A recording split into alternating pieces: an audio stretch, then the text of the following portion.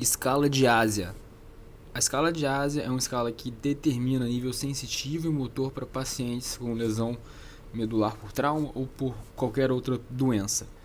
Ela vai graduar o paciente de A até E, onde o paciente E é o paciente que tem um exame neurológico normal e o A é aquele paciente que não tem função nenhuma, nem motora, nem sensitiva. Tá? O ASIA ele vai implicar no prognóstico de melhora ou não do déficit neurológico do doente. Então ele vai dar para a gente uma ideia de possível melhora ou não. Para fazer o ASIA a gente tem que ter alguns termos, alguns conceitos em mente, que é o nível sensitivo, o nível motor e o nível vertebral ou esquelético. O nível sensitivo é o segmento mais inferior, mais caudal da medula, que tem função sensitiva normal dos dois lados.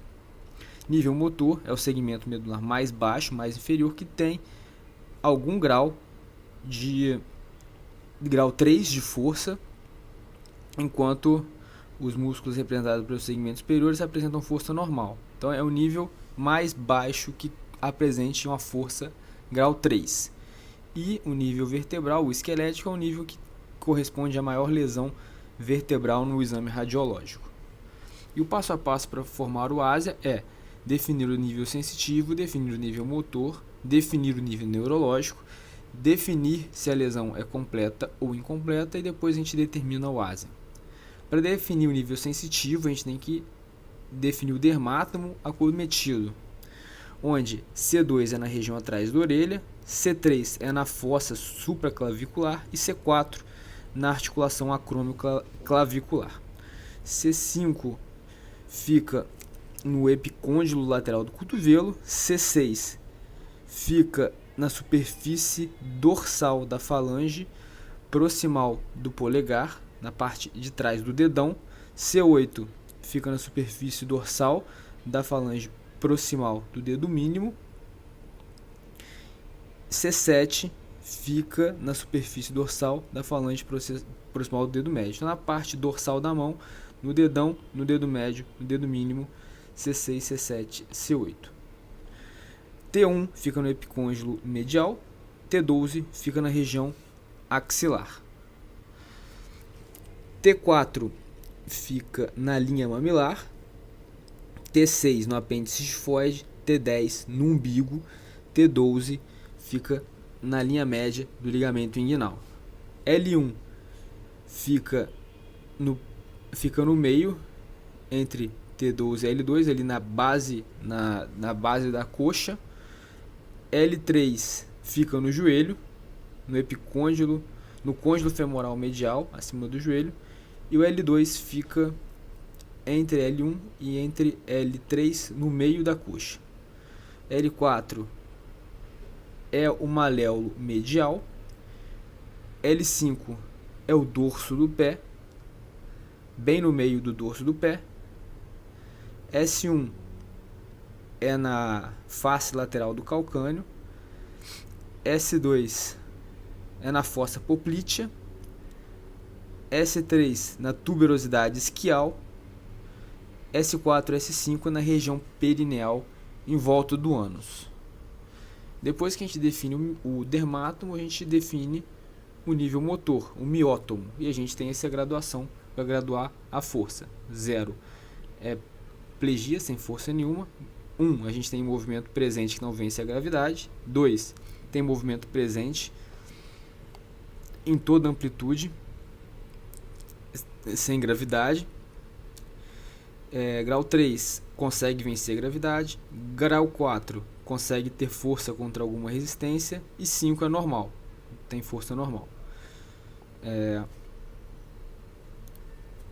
O grau 1 tem algum movimento muscular, mas é como se fosse uma fasciculação.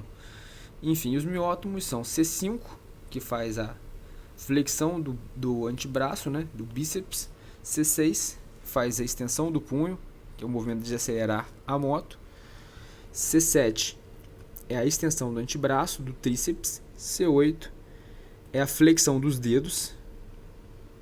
T1 é o abdutor do dedo mínimo, é o que abre o dedinho.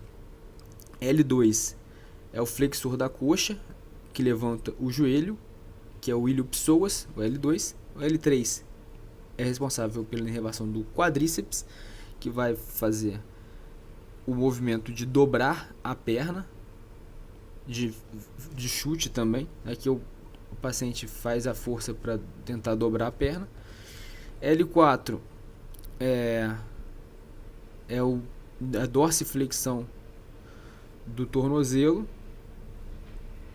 né? Levantar o hálux é a dorsiflexão do tornozelo.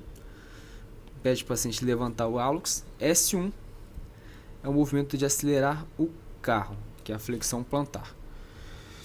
Depois a gente define o nível neurológico.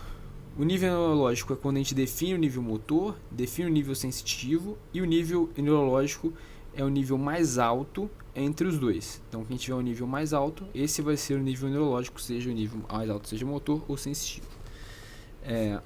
Depois a gente vê se a lesão é completa ou incompleta, e a gente define isso através do toque retal, onde a gente avalia a sensibilidade anal, se tem contração voluntária do esfíncter anal e se tem tônus anal. Se tem algum desses fatores, se tem sensibilidade ou pressão anal nas raízes de S4 e S5, então a gente chama de lesão incompleta. Se não tem nada, se não tem nenhuma resposta, a lesão é completa. E depois a gente determina o ASIA. ASIA E é o paciente normal, não tem déficit nenhum. A, paciente déficit completo, não tem toque retal com nenhuma resposta, não tem resposta motora nem sensitiva nenhuma. ASIA B é o paciente que não tem função motora nenhuma, sem função motora, só tem função sensitiva. ASIA C é o paciente que tem nível motor, porém, abaixo do nível motor, ele não tem força,